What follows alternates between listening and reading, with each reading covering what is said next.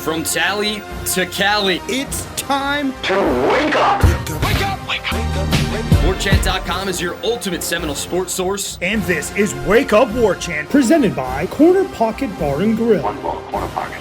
Now here's Warchant.com's Aslan Hutchavandi. And Corey Clark. Like a surgeon, cutting for the Wake up! What is up, everybody? It is Wake Up Warchant. It is presented by Corner Pocket Bar and Grill. Coming up on today's show, pair of columns from Corey and I. We'll talk about that. We've got the Zaxby's Indescribably Good Player of the Week and some baseball coaching news. Wake Up Warchant, as always, presented by Corner Pocket Bar and Grill. That is in Tallahassee, Florida, right off Appalachian Parkway. Just pretend you're going to the Capitol, and it's, maybe a mile or two before you hit there. Just take a pit stop, box, as they say in F1, and stop over at the Corner Pocket Bar and Grill. cptallybar.com is the website. Hit that QR code. I think they might be able to tell if you've accessed their website through the QR code, and they probably would appreciate it if you used it because they've put it on all their signage on our website and everything for Corner Pocket. Support them. They're awesome. And it's sincerely, it's a great establishment with great food, right, Corey Clark? It is. I was actually really sad this weekend I couldn't go. Really, honestly, just didn't want to risk catching anything right before my surgery, which, as you're probably listening to this, I'm in the midst of, or maybe even out of. Yeah. Scheduled for, got to be there at 6 in the morning, Aslan. Oof. Which is, I'm fine with it, right? Like, hopefully I'm going to be sleeping most of the day anyway. Yeah. I'll be tired when I get there, so maybe I'll be able to go to sleep easier with it. I don't know how it works. I just hope they can wake me up out of my slumber. Wake up! And then, really, maybe they'll just put that in my ears. And, so I wasn't able to go this weekend because I just didn't. I tried to stay away from people just to be sure, especially with Stephanie having COVID. How's she, by the way? Is she all right? She got better. She took a big turn for the better on Saturday afternoon. She was really struggling for a couple of days. Yeah. But then she's felt better for the last, as we record this, the last 24 hours or so. Awesome. So happy about that. And maybe she can help take care of me a little bit, cook me some soup in the kitchen, and then get out. Because she's still going to be infected, but get out. Get out, but at least, maybe make me some food. That's a joke, folks. I'm not going to have the person infected with COVID making me food. I can make my own soup, I hope. Shout out to subscriber Chaturanga, who apparently is a physician and sent us some reading material, some documentation on actually what. So there will be no lasers involved on Monday morning. Right. So I saw his message and I really laughed because as soon as you and I got done recording that show, I'm like, you know what? I'm being kind of willy-nilly here. Let me go actually look up the definition. And I was going to look it up because Brady was a little worried about it. So I wanted to show him how common it was. But I wanted to look up, laparoscopic? Yes. And there's no lasers involved at all. They drill like 2 little holes or 4 little holes in my stomach. Cut. Yeah, they're drilling with lasers, Aslan. Stay with me. And then they send a camera down there, and they're looking at it with a tiny little camera in my belly. It's supposed to be the least invasive way to do it, and hopefully I can be back to, sort of back to normal, walking around, feeling okay in about a week. I still won't be able to eat normal foods for a while as my body adjusts to not having a gallbladder. I did a lot more reading. As it got closer, I did a lot more reading on, okay, what exactly should I be expecting here? What can I eat? How am I going to be in pain? How long until I can work out again? I started doing all that reading after we got done doing the show on Thursday. It's just crazy to me that, I'm like, really, what does the gallbladder do? It stores bile. Oh, why would you need bile? I mean, you need bile to break down food. How do they just pull that thing out and life goes on normally? That's crazy. The human body, man, what a resilient thing. It adjusts, I guess, right? I guess it adjusts. Yeah. They do like hundreds of thousands of these a year, so apparently it does work. Ira's wife had it. Plenty of people have had it. My ex-mother-in-law had it. And I think Stephanie's mom had it. And everybody says it's no big deal. Back to normal. Can eat. And the stomach aches go away, which is obviously the biggest concern, or they mostly go away, which is all I'm really worried about. Probably going to drop at least a pound too, right? I mean, that thing is an organ, and whatever it's holding on to, at least a pound or two. So. Oh yeah, so on at least, but no, I think it's 2 ounces is what it weighs. Jeez. But I can't eat real food for a while, so I'm going to drop poundage that way. And it was Sunday night. It was my last night with this gallbladder, something I was born with. It's been with me for the whole ride. I was like, let's go out with a bang. So I had one last meal with it, and it was not a good meal. I mean in the sense that it was not healthy. I'm like, you know what? What do I care? I'm going crazy. Are you allowed to do that? I figured they'd tell you to not eat anything 24 hours before you go under. Or whatever. No, they just said 6 hours. I can't eat or drink anything by midnight. Okay. After midnight, I can't eat or drink anything. But before that, they didn't say go crazy. But I'm like, you know what? I'm going crazy. I didn't eat any Fritos. Don't worry about that. But I might have gotten. I got some fried chicken because I hadn't had any in 5 months, probably 6 months. And not good fried chicken like Zaxby's, but kind of greasy fried chicken with gravy. Oh, and then I also ate a bunch of ice cream. Oh boy, it's like being on death row almost, like my last meal. So I went for it. Oh, very well then. Let us get to the show. This will be our last show before we head to Charlotte for the week. I'm sure we'll definitely have a show for you on Wednesday. I'm sure to kind of quote unquote preview ACC kickoff, which is just us asking questions that we're not going to get real answers to. But join us for every twist and turn of ACC kickoff. Tom Lang, Ira Schofel, myself will be up there in Charlotte. So a lot of Tom, a lot of Ira probably on the show from here on out this week, as Corey will be on the mend. So do stay connected with that. We'll let you know what to expect. But this weekend, I figured maybe you guys would be able to take it easy. But Ira had you writing a column. Ira wrote a column himself. I liked your column, Corey. Corey wrote, hey, here's some plot ideas for some movie sequels we would all like to see. It's July, everybody. We're just trying to piece it all together. We can talk about realignment. Maybe we'll talk about it in a few minutes, but there's only so many angles we can attack. What did you kind of pat yourself on the back for your best concept of a movie sequel? I have my favorite. I just want to see if it's the same as mine.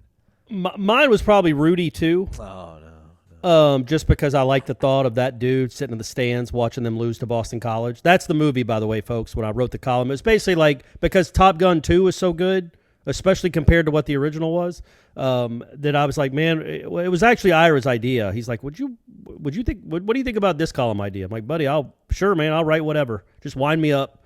And so I wrote it, and I came up with that. I came up with the Rudy sequel, which is because that movie came out in 1993. It came out a month before the game of the century with Florida State and Notre Dame, 1-2. So it might have still even been in theaters. It wasn't a huge hit when it came out, but it might have still even been in theaters when that game was played. And I just thought it would have been a cool sequel to go to the real Rudy, almost like a documentary, follow him to the Notre Dame-Florida State game. I'm sure he was there. I'm sure he got great seats. He was famous at that point. And he's all excited and laughing and crying and cheering and hugging when they beat Florida State and oh, wow, we're going to win a national championship again. We're back, baby. And then the very next week, cut to him in the stands as they lose to Boston College. Then him, I don't know where he was for the Orange Bowl when Florida State beat Nebraska to win the national title. But, and then Notre Dame really hasn't sniffed a national title since. So that's the sequel. That was the basis of the sequel. Rudy 2, where I couldn't even come up with a after the colon for the sequel, but I think that was my favorite. My favorite was Moneyball. Still no championships. Right. Can I read the words? Can I read your words? Sure, go for it, buddy. These are Corey's words. You should check it out. Warchant.com. It's been about 20 years since that great book was written on Oakland Athletics general manager Billy Beane, and it's been over 10 years since Brad Pitt played him in that pretty darn good movie. And yet the Athletics still have not won a championship. Well, all that's about to change for Billy Beane in our sequel. The former first-round pick has had it with professional baseball. He's had it with the Bay Area. He's had it with the inequalities that come with running the smallest of small-market teams. He wants a different challenge, so he becomes commissioner of the ACC. As he has done with the A's for the last 2 decades, Beane must figure out a way to stay competitive while battling with money-printing behemoths who only care about acquiring assets, no matter how much it tilts the playing field and ruins the parity of the sport. While the Big Ten is locking down Notre Dame, Beane's on the phone with Memphis and Cincinnati, maybe even TCU. It's a drama-filled roller coaster ride of emotions. It's got laughs, but mostly tears. Despair, more tears, anguish, heart-wrenching, guttural screams, and so many more tears. It's a story of the modern-day ACC, and it's not to be missed. There you go. So I did what I could. In hindsight, I wanted to do, and Ira wouldn't let me. I think Ira would have taken it out because he took out my description of the volleyball scene in the first Top Gun. I had an adjective before it, but he took that out. But well, that sounds bad. It wasn't awful. It wasn't like Anyway. Yeah, it wasn't. I'll say what it was. No I don't malice. care. No, it's all safe. Ira can't edit this. I called it homoerotic. I knew you were going to say that. Yeah, right. I mean, I don't think many people would argue with that.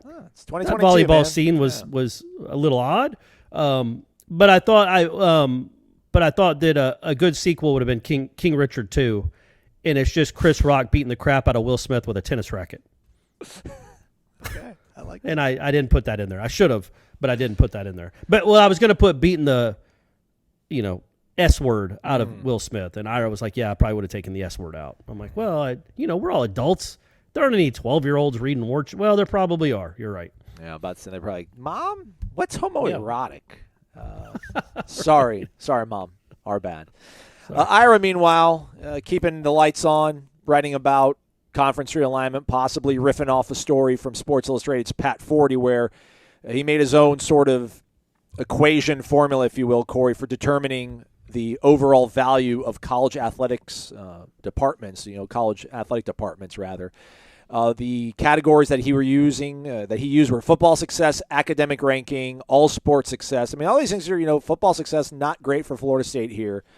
Clearly, academic ranking, great. All sports success, great. Football attendance, not so great. TV viewership, great. I mean, 3 out of 5. Meatloaf would have wrote a song about that. Most of it based on an average of the past 5 years, so obviously football success and viewers, attendance a little bit stings us. But anyhow, with all that said, of the 69 Power 5 schools that he ranked with this formula, Florida State checks in at 19th overall, second in the ACC. I think that's totally fine. And Ira wasn't saying anything. Second to who? Clemson. Because, we're prisoner of the moment. Yeah. Attendance and their football success. I mean, they've been in the playoff. They've won a couple of these things here in the last 5 years. Yeah. So. I would just say I would take Florida State. Well, maybe I think Clemson gets eyeballs too. So that never mind. Yeah, I was wondering in those 5 departments if Florida State was ahead on 3 of them, but I guess probably just 2 of them. No, I think we've got better academic ranking. We've got better all sport success, and I think we. Yeah, I think that's better it. TV viewership. I don't know. I think I think according to Staples' tweet, Clemson has had 34 games of 1 million viewers in the last 5 years, and Florida State's had 31. That where they're not playing SEC teams or Big Ten teams. So just frankly, other ACC games, Clemson's had a little tiny bit more viewership, but they've also been playing more important games. Right. So that helps too. I can promise you, when Florida State was good and playing meaningful games, they got a lot of attendance or a lot of eyeballs too.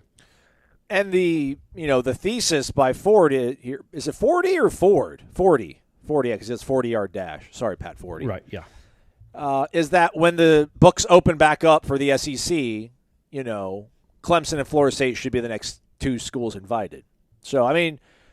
There's nothing to really nitpick at this. Ira's not nitpicking at it, but Ira's spinning it forward with some positive energy about the fact that, listen, the one thing that you can control immediately out of all these things, I mean, academic ranking, your all sports success, TV viewership, it probably takes time to turn that tanker around, that cruiser airline, whatever they call it, tanker. I don't know. You know what I'm saying. Mm-hmm. But, yeah, you start winning football games. You can control that. You can do that immediately. And if Florida State can get on the right track here, whenever these books open up, which, again, I surmise will probably be here in the next year, 18 months, that makes it even that much more urgent. But I don't even know if that matters, man. Like, obviously, we can't sink to further depths. But if we just keep treading water, if we just keep doggy paddling, we win 7-8 games, I still think when the books open, we do get a spot. We should, I would think. Again, if you value success in football, and I know it hasn't been great for the last 5 years, but life has been going on for longer than the last 5 years. It's a great institution academically. All of our other sports are tearing it up, and people still want to watch us. Maybe they hate us because they ain't us. So, yeah, man, it makes you feel good. I still think we're all right. Little bit of paranoia from your guy, just because Florida might be trying to politic and get us pushed out, but I think good, if anything, to see a guy on the nationwide scene, Corey, a guy like Pat Forty, not sticking up for Florida State, but creating a very objective sort of formula, and Florida State proves to be one of the top programs. Yeah, again, it's just we're all prisoners of the moment, and we all know that Florida State hasn't been good for 5 years, but college football has been going on a lot longer than just 5 years. I mean, when was the last time USC was USC? Yeah. was it Pete Carroll?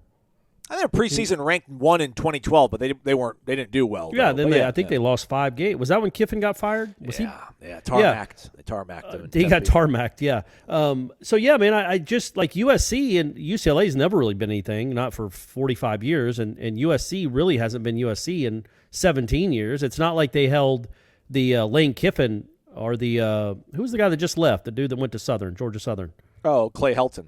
Yeah, they didn't hold the Clay Helton years. The Big Ten didn't hold the Clay Helton years against USC. It's like, okay, the Big Ten is projecting. What would USC look like with Big Ten money? Well, what would that look like? I bet they're going to be pretty darn god good. I can't talk. I think I'm nervous about the surgery. No, it's me. Doggone good. I talked too much there previously. So I think that would be the same thing with Florida State. I mean, we won't spend obviously the rest of the show talking about, we can't keep doing it with expansion. But it's always there. It's always hovering. But yeah, I read the 40 column too. That seems about right. Maybe a touch low for me, but I get it. And understand, he wasn't just ranking the teams available. Like this included SEC and Big Ten teams. He wasn't top because 5 he was is Ohio ranking State, Michigan, Notre Dame, Texas, and Georgia. Gators were 6th. So where does he? Very high. But when you're looking at that list, is Florida State 3rd in free agents?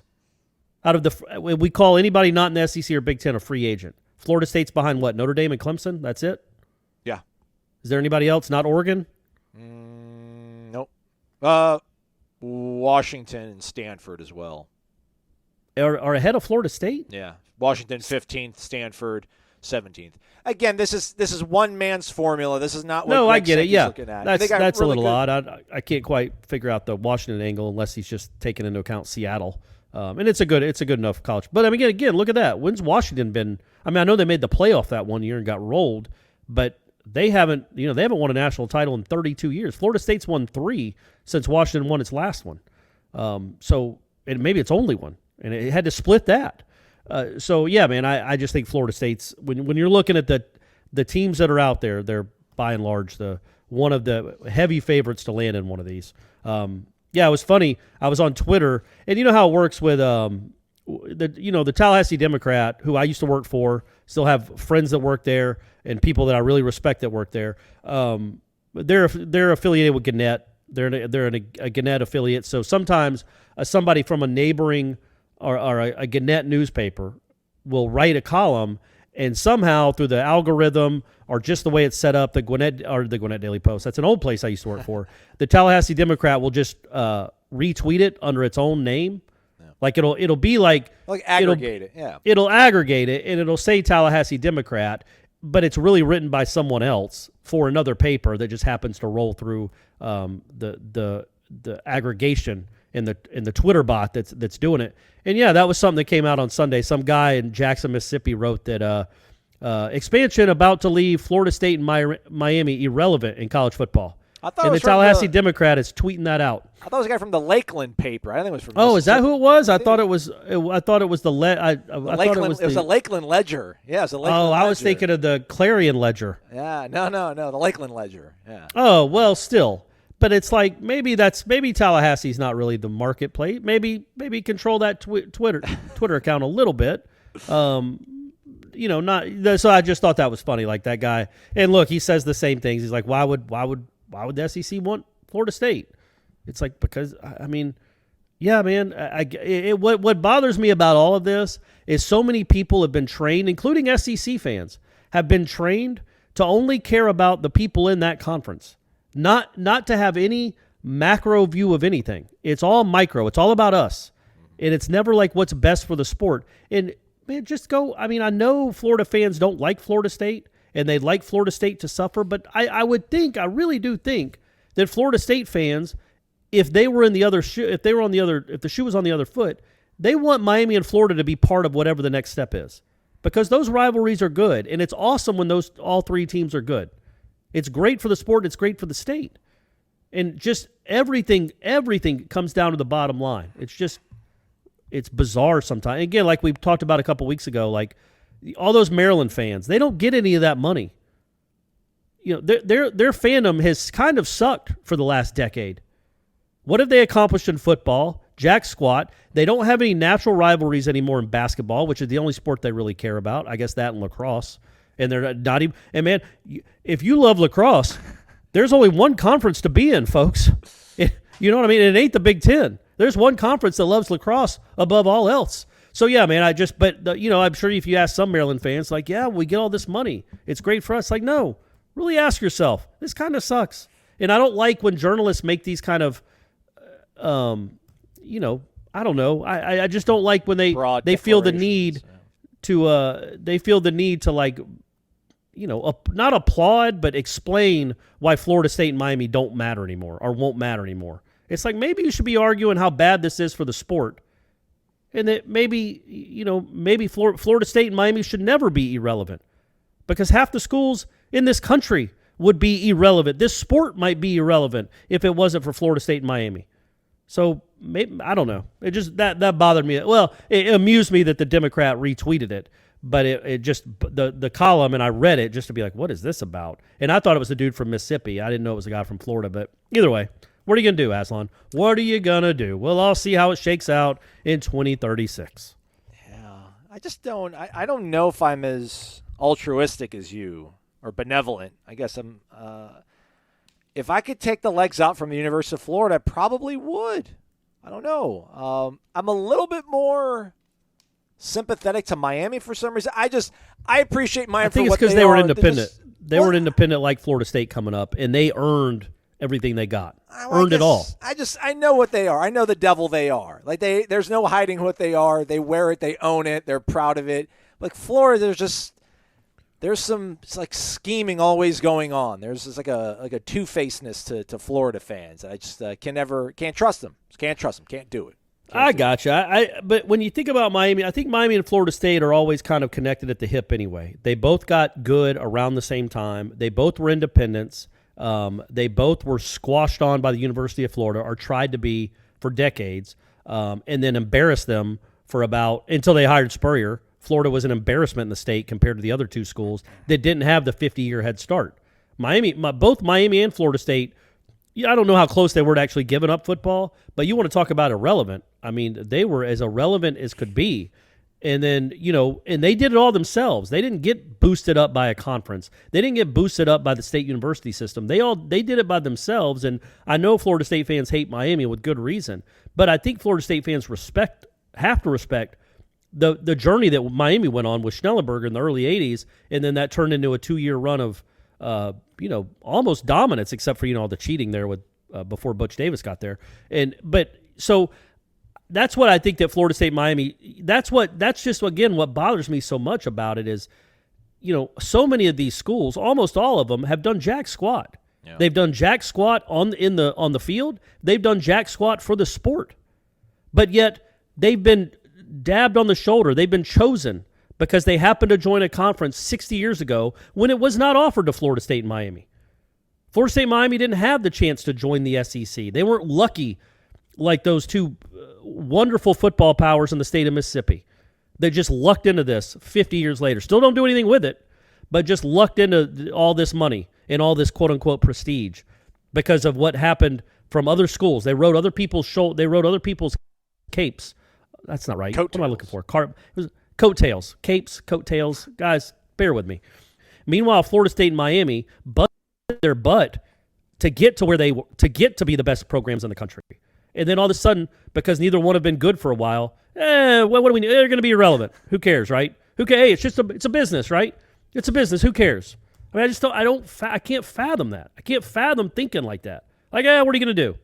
What are you going to do? It's just that's the way life works. No, it shouldn't be the way life works. And you're allowed to comment on how idiotic all this is. But anyway, enough about expansion, right, Aslan? People can't get enough of it. They I don't know. But hey, I'm with you. Just know I'm fighting the good fight, everyone. He is. I'm fighting the good fight. He is. Couple lists to throw out there. I don't know if this is one of the posters on the tribal council.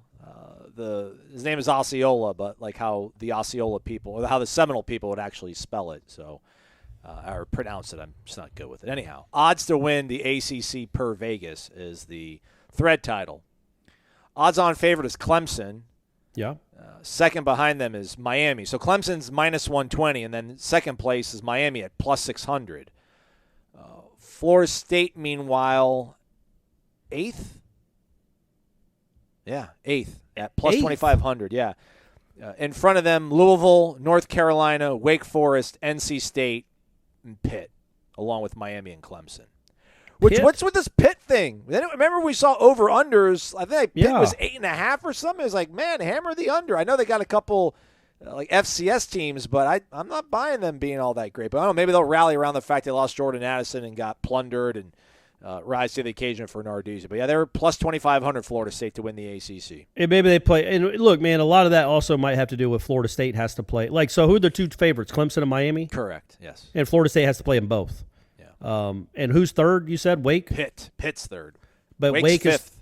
Is in NC State's fourth? Correct, yeah. So Florida State plays 4 of the 5. That are, 3 of them on the road. Yeah, so that No, 2 of them on the road. Wake's at home. I apologize. But that probably has as much to do with it as anything. I don't think that Florida State is going to be as long as it's not a crazy injuries, Florida State's going to be the 8th best team in the ACC. I think we're past that now. I think we're cracking the top 5, Aslan. Look, used to be around here, you worried about the top 5 in the country. They had a run, I don't know if you guys remember, to 14 straight years of doing that. Now let's start a run of being one of the top 5 teams in the conference. Let's let this be the first year of that run. And then maybe you run that, maybe do that for the next 14 years while the grant of rights runs out. But either way, like that's odd to me that Florida State would be that low, but I also get it because of the schedule. I mean, it is a tough schedule. You're having to play 4 of the top 5 teams in the conference. According to Vegas, and they're pretty good at this, you have to play 4 of the top 5 teams. Maybe Pitt only plays 1 of them. I don't know. Yeah. That's crazy, though. I mean, we're still in divisions this year, though, everybody. Divisions are still a thing, but then 2023 they'll go away.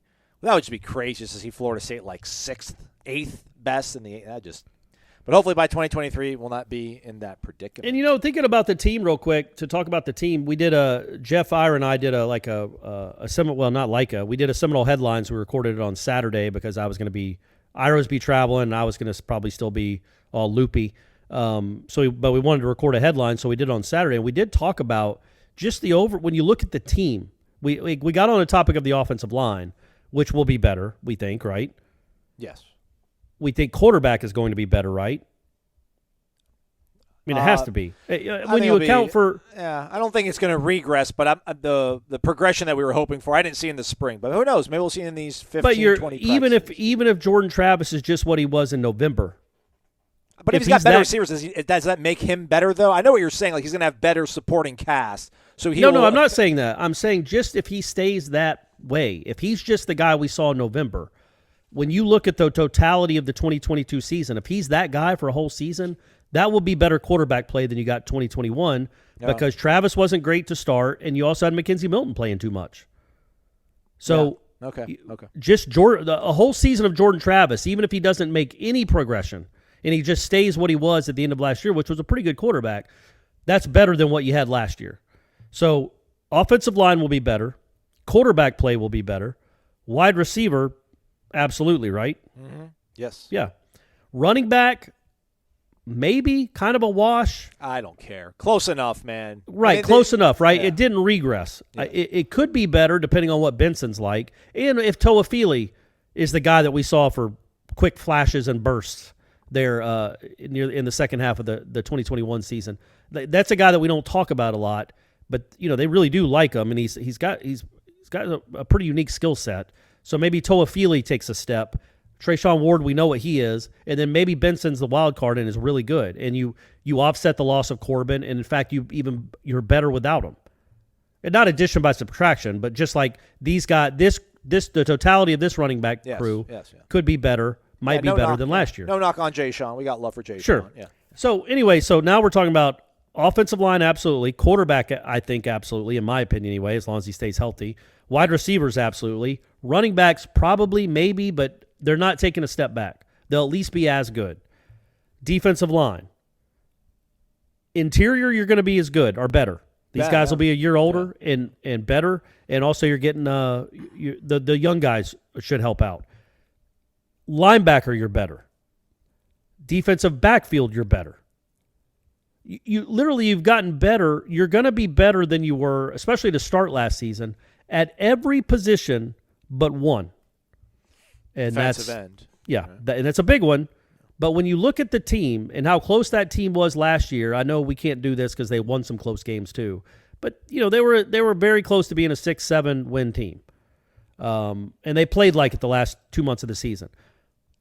If you're better at every single position but one, I mean, yeah, this should be the year. This should be the year. You should be. I know the schedule's a little tougher, but you're better at every position, and you've got. I think when you look at your roster now, at least you're starting 22, you're above middle of the road in the ACC now. You're not top. You're not elite, but and in some positions you are. But you're above. You're better at safety. You're better at corner. I mean, literally, you're better everywhere than you were to start last year, except for defensive end. That should get you a little encouraged and excited. That okay, maybe this is the leap. Maybe not a leap. It's a big step.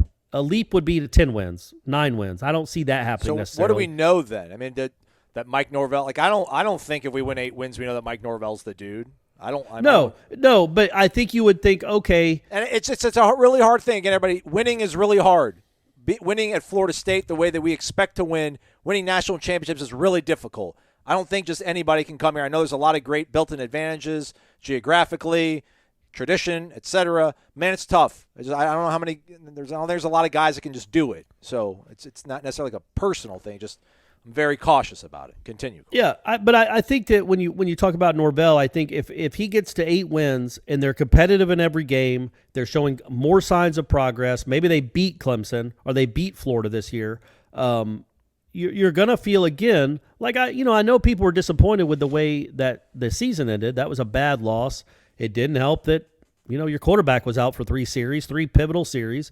But other than that loss, and we can't erase it or escape it, Florida State showed real progress. If they continue to show progress, you start to think, okay, he's got a solid foundation now. He's turned this back into a top 25-ish program. Can he make it a top 5 program? I don't know. Right. But we will know that he can turn it into a top 25 program, which for right now is that's great. That's what I think you should be ecstatic that this team is ranked 22nd at the end of the season, because that means again from the depths of 2020 to being ranked 2 years later with not elite talent, good talent, decent talent, some NFL dudes, but not a ton. You think, okay, he has reshaped a roster. Now he's got to reshape it into a championship roster. But yes, that question would still be out there even if he wins 8 games in 2022. I feel like it was last year, some sort of anomaly. 22nd last year was Oregon. They were 10-4. NC State was 9-3. They were 20th. San Diego State, 12 wins. They were 25th. Utah State finished 24th. They had 11 wins. Iowa, 10 wins. They were 23rd. So you look at that NC State team, That's though, right? That's hard, man. Like I'm not expecting. I mean, shoot. I mean that sounds right. Like, yeah, we'll be ranked top 25. We win 8 games. No, we're not. No, we're not going to be. I mean, look, that was after bowl games, though, right? Like, go 8-4 and then win your bowl game. That's 9-4. That's essentially what NC State did. Or did they have to miss? Did they not play in a bowl game? No, they played A&M. Remember, A&M got sick or whatever. Or they got sick and they didn't play. Oh, that's right. They got mad at A&M and they wanted to claim the win. Dave Dorn kind of was a little bit upset. Oh, that's right. Yeah, that's right. Yeah. COVID with that program, with that team, huh? They got kicked out of Omaha, and then that happened with their bowl game. That's right. Yeah, man, Arkansas and NC State were the only teams that didn't win 10 games that were ranked. What, at the end of the season you're talking about? Yeah. Yeah, but again, that's what I'm saying. Like if Florida State goes 9-4 with this schedule, and I'm throwing a bowl game in there, that's huge. Or if they're 8-4, they will have been ranked in the top 25 multiple weeks during the season. Now we're okay. You know what I mean? You think about that NC State team last year. Florida State wasn't overwhelmed by that team. No, and they did not have Jordan Travis. And half the team had the flu. That's right. Yeah. And they were not. They were again. I think that was I think Milton threw an interception in the end zone and on the final drive just kind of threw it up. But they were within 8, I think. I can't remember exactly how that one ended. That was or Louisville, maybe that was I think, with Louisville the interception, but they were within 8 though. Yeah, I think it was, or was it? No, it was 28-14. I think that game. Yeah, but it was. Oh, that's the one where I think, again, if this was a 1989 game, I would know every moment, detail. But wasn't the NC State one where he went for it on 4th down and didn't get it, and then NC State scored like 2 plays, like on his own side of the field? Sounds about right. I don't know if and that then was NC that State went and scored. That wasn't the Jordan Wilson fake snap thing, was it? I love that play, by the way. It didn't work out though, but I don't think it was that game. But who can know? But they were in that game in the 4th quarter, and I think NC State scored a touchdown in the 4th quarter to kind of put it away. But they were in that game. I think it was 21-14 in the 4th quarter. I think the defense had played really well for a long stretch. And then Norvell went for it on 4th down, didn't get it, and then I think they scored on the next play or the second next play, and put the game away. But they weren't overwhelmed. Now throw a better team with a better quarterback in there. I know it's on the road, but my point being, when they played NC State in 2020, that was just gross. It was non-competitive. It was just a gross game to watch. And it was Bailey Hockman. It was Bailey Hockman versus Chubba Purdy, baby. Yeah, and they couldn't stop Bailey Hockman. This game, they stopped Devin Leary, I think, like 7 or 8 straight drives, or 7 out of 8 drives. And most of that defense, not 2 very important members, granted, but almost everybody else from that defense is back. So, and you got guys that have come in that are, Jared Verse, we don't know what he'll be in October. He could be awesome. Even if he's pretty good, that's great. And then you've got a good linebacking core now that you didn't necessarily have when you played NC State last year. So, yeah, man, I'm starting to get a little bullish on them, just because when you really break it down and take a step back and look at what this roster is compared to what it was last year, it's better at almost every position right now. Right now, it's health hasn't affected it. Nothing's been depleted. It is better at every single position but one. And that should mean better results on the field. And if it doesn't, if you're still looking at 5 or 6 wins, then clearly my man's seat is going to be scorching hot going into 2023. Florida State went for it on 4th and 4 at their own 43-yard line, and then the pass was incomplete to Pokey. 3 plays later, touchdown, made it 28-14, NC State, and that was the final score. And how much time was left with that one? 8 minutes and 11 seconds. Yeah, so that's the one where, Jeff and Ira were – I can't remember how you thought about it. I'm a punter. Yeah, I believe in punting. Only because of what they had done, what the defense had been doing. Like, I know NC State had 21 points, but I think they got them early. They punted 3 times before that. They went 3 plays, 1 yard, punted, 5 plays, 7 yards, punted, 7 plays, 19 yards, and punted. Yeah, so your defense was feeling pretty good. The NC State offense would have had to go 50 or 60 yards to get. My point there is, and I don't remember how good the NC State kicker is, but when you go for it at your own 41 or wherever it was and you don't get it, they only need 1 first down essentially to have a chance to put the game away. But if you punt it there, and our man left-footed or right-footed, folks, don't matter, and you pin them down inside the 20, like the 12 or something, well, they have to get 5 or 6 first downs to have a chance. So yeah, that was my only point there. But either way, it wouldn't have mattered. Florida State wasn't going to go down and score a touchdown, so who cares? And we also talked about, and I brought this up before, and then I guess we have to wrap it up here soon. But the fact that if McKenzie, what happens to what is Florida State's record if McKenzie Milton doesn't complete those 2 passes against Notre Dame? What if he doesn't even come here? What if he didn't even show up? Like, no, I mean, I'm not trying to be a jerk about that. What if it didn't even show up? Why didn't even go after him? What if we're all right, we're fine. Chubba Tate, we'll make it work. Jordan Travis. So you lose the Notre Dame game still because you lost it the first time. Yeah. You lost it with Travis. You lost it even with Milton playing well. You lost it, but I think you win the Jacksonville State game by 3 touchdowns. Because you have the best athlete you had one of the best athletes on the field, a guy they couldn't tackle, and they proved it the year before. On the sidelines basically the whole game. And it just was But anyway. Again, was he healthy to go, though? I mean, he wasn't able to go back into because the Notre Dame game. Remember, they had him in the game. He played some of the game. They had him at tailback early in the first half. And they let him have a series at quarterback. And it didn't go well. Yeah, I think went 3 and out, and maybe they thought that he couldn't go. That's why, I mean, I'm not trying to defend anybody. I don't think they run a toss sweep with him or whatever they did at tailback if he couldn't play. Because the next week he played against Wake Forest, and then he took that ridiculous shot throwing the Hail Mary. But so anyway, the point being, if Milton doesn't do that, Jordan Travis starts. They lose to Notre Dame anyway, probably. But Jordan Travis starts and wins the Jacksonville State game. Jordan Travis starts the Wake Forest game. And, the defense was so bad in that first half, it probably wouldn't have mattered anyway. But their only touchdowns that day came with Jordan Travis. And when they were alternating the quarterbacks, Jordan Travis is the only one that was leading them down the field. And maybe you're still in the game in the fourth quarter if Jordan Travis – and maybe Jordan Travis doesn't feel the need to throw that – to stand in there and take that crazy hit if he knows he's the starting quarterback. You know what I mean? Where he's not trying to make something happen. He doesn't feel the pressure, I've got to make this play, otherwise I might not play in the second half, kind of pressure if he's the starting quarterback. Anyway, it's all speculation. That's a lot of speculation. Sure, but because he got hurt. So I think anyway they finished that month 1-3. But if Jordan Travis plays against NC State, it's a big if because he had the flu or whatever he had. He was sick. If he had played the whole game against Wake Forest, if he had played against Jacksonville State, I think you're probably talking about 2 wins there. Or maybe if he plays the whole game, he gets his head taken off, and we don't get him for the last 5 weeks. Good point. He didn't play against Louisville either, right? No, that was all McKenzie that game. Yeah. So again, man, like that's any game they had a chance to win was with Jordan Travis, and I hope for the kid, I hope for Mike Norvell, I hope for all of us, everybody at Warchant and everybody listening to this, that we get a chance to see what Jordan Travis can do in 12 games. What will he look like by the end of the season? What will this record look like?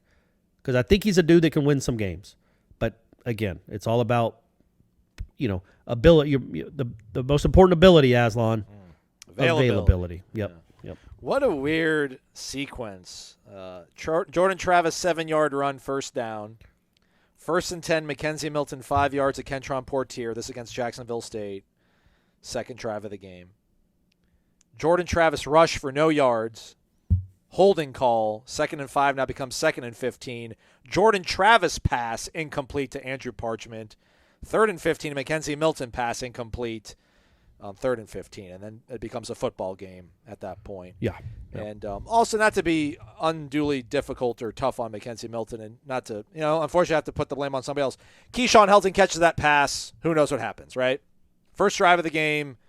Oh, right. Wide open. I you forgot catch about that. It's 7-0. And not 7. I mean, it's still 58 minutes you got to play, but you're probably feeling a little bit better about yourself and you're not tense. So, anyhow. What's never tense is celebrating people. Let's get to it. The clutch shot, the biggest hits. It's time for the Zaxby's Indescribably Good Player of the Week. You heard the man, and it's time for the Zaxby's Indescribably Good Player of the Week. It's July. It's a grind out there, but Corey, I think there's somebody pretty deserving on the radar. Shall you lay it out for us?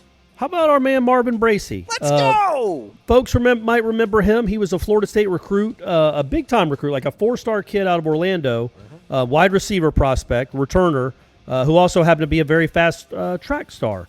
And he played at Florida. He redshirted in 12 at Florida State, and then I believe he played in the spring of 13.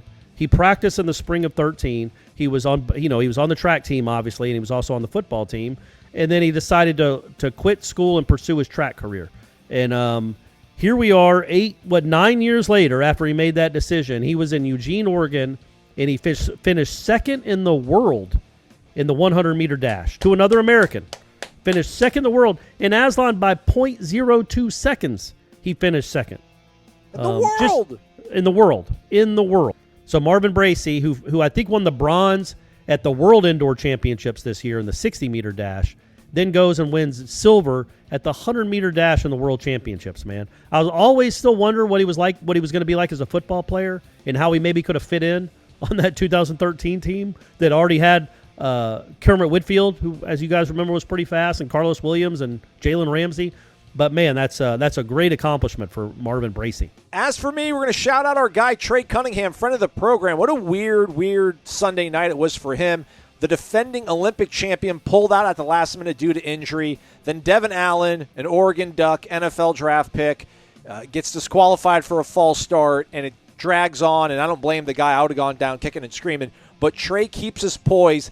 He clips a hurdle, I think, but he still finished second, everybody, in the frickin' world. Trey Cunningham, a world silver medalist in the 110-meter hurdles. He finishes 13.08 seconds, just 0.05 of a second off the gold medalist there. So Trey Cunningham wraps up good Lord, 60-meter indoor champion in the nation in the college ranks, as well as the 110-meter hurdles in the college. And then, boom, he's the second fastest dude in the world. So shout out to Marvin Bracey and Trey Cunningham, our Zaxby's Indescribably Good Players of the Week. Man, we went really long. I thought I was going to have to really dive into this one, but just figured I'd mention it. It dropped last week, Pro Football Focus. One of their writers. Now, again, we say like Pro Football Focus, which people will then think it's like the entire entity. It's like, oh, ESPN's way too early top 25. No, it's Mark Schlabach's way too early top 25. He's a writer for ESPN. It's not ESPN. Not everybody's like congregating and coming up and conspiring against us. Nonetheless, his name is Anthony Tresh. You can make your own jokes there. Makes a list for the top 10 quarterbacks in college football, Corey, and there are 3 guys from the ACC on there. Sam Hartman, 5th, is the top guy from the ACC. Brennan Armstrong from Virginia, 7th. We don't have to play him. I take it back. There's 4. So this whole list is jacked up because he's got Keaton Slovis for Southern Cal, but Keaton Slovis transferred to Pitt. So that's 4 guys in the ACC. We only got to play 2 of them. Hartman, 5th. Brennan Armstrong from Virginia, 7th. Keaton Slovis, Pitt, 9th. And then Tyler Van Dyke, 10th, which is, I think Tyler Van Dyke's the best quarterback in the conference probably. He's got C.J. Stroud, 4th. He's got Spencer Rattler ahead of him. Oh, all right. Yeah. I'll read the top 10 again just so it makes a little bit more sense. Bryce Young, Alabama, 1. Caleb Williams, Southern Cal, 2. Spencer Rattler, 3. He's at South Carolina now. C.J. Stroud, Ohio State, 4. Sam Hartman, Wake, 5th. Grayson McCall, Coastal Carolina, 6th. Brennan Armstrong, Virginia, 7. Dylan Gabriel, formerly of UCF, now at Oklahoma, 8th. Slovis, 9th. Van Dyke, 10th. We only got to play 2 of those dudes. So that's cool. It's a quarterback heavy lead. We are. I can't believe how it's in what world is Spencer Rattler ahead of C.J. Stroud? Is he ahead of Tyler Van Dyke? In what world? I don't know. I don't understand it, buddy. I just don't understand it. But hey, man, we're all allowed to have opinions, right? Well, you work for a website that bases themselves on analytics. I would just think that, I don't know. I guess I don't know if he's used. That's the thing. I don't know if it's based on like a projection of analytics or this is using what happened last year. Who finished? I don't think this is who finished the top last season. But yeah, I don't know exactly where Jordan falls on that. But maybe just a reminder that our roster is getting better. But then Sam Hartman is 36 years old now, and Tyler Van Dyke's gonna have a whole season under his belt. So. Well, man, when you have maybe he peaked, when you have a quarterback like that, like those guys, Hartman in particular, and Van Dyke too, perhaps, they hide so many warts. You know what I mean? They just they make everybody better. They make your receivers better. They just make the offense obviously a lot better. I think they make the team better. When you have a quarterback you can believe in, and you have a quarterback that's putting up 35 a game or 40 a game, like Hartman has, man, that's just, and it's just maybe Jordan Travis becomes that guy. But, I think he's good enough. I've said it, and I believe it. I think he could be a top 5 quarterback in this league. But, man, he's probably not going to be transcendent. And, man, it was fun when Florida State had a transcendent quarterback, wasn't it? And hopefully that'll happen again here soon. Man, I think I'd probably take him over Keaton Slovis. I'd probably take him over Keaton Slovis. We'll see. I mean, we'll see what and they're different guys too, right? They're just different. They're all different guys. So, what if they would trade that? What if they would do a trade? I wonder if Narduzzi would, because I feel like Norvell likes a more traditional drop back pocket guy. Be like, hey, we'll give you. But then again, Narduzzi had Kenny Pickett last year making his bones, and he's pretty much a traditional. When do you think trades will start being a part of college football? Can that ever happen? Oh man. I don't know. Who knows? Why not? I mean, they're going to become employees, right? And then I was going to say, so if they become employees, then they're your employees, so you can do what you want with them, and you can trade them. So yeah, you could do that. You could go get maybe a really good defensive lineman from Georgia, and you can trade them. Yeah, well, Georgia could have traded Justin Fields to Ohio State and got something out of it. Yeah, gotten one of those receivers, maybe. A couple of those receivers, sure, that would have been nice instead of just getting nothing. Just letting them walk. Good job, Kirby. Good job. All for Jake Fromm. How'd that work out? Oh, man. Then lastly, again, this was reported by Ira last week, and we really kind of glossed over it, which is a shame. I mean, he called it. He reported this a week in advance before it happened, but it did turn out that Link Jarrett, as Ira did report last week, was going to be bringing both of his assistants from South Bend to Tallahassee with him. So Rich Wallace was announced last week officially as the recruiting coordinator. He's also the assistant coach. I don't know what else he does on the side. He can't just be just the recruiting coordinator, although that's what Mike Metcalf was. But Chuck No, Ristano, I think he's a hitting coach too. Okay, no, that's cool. That's cool.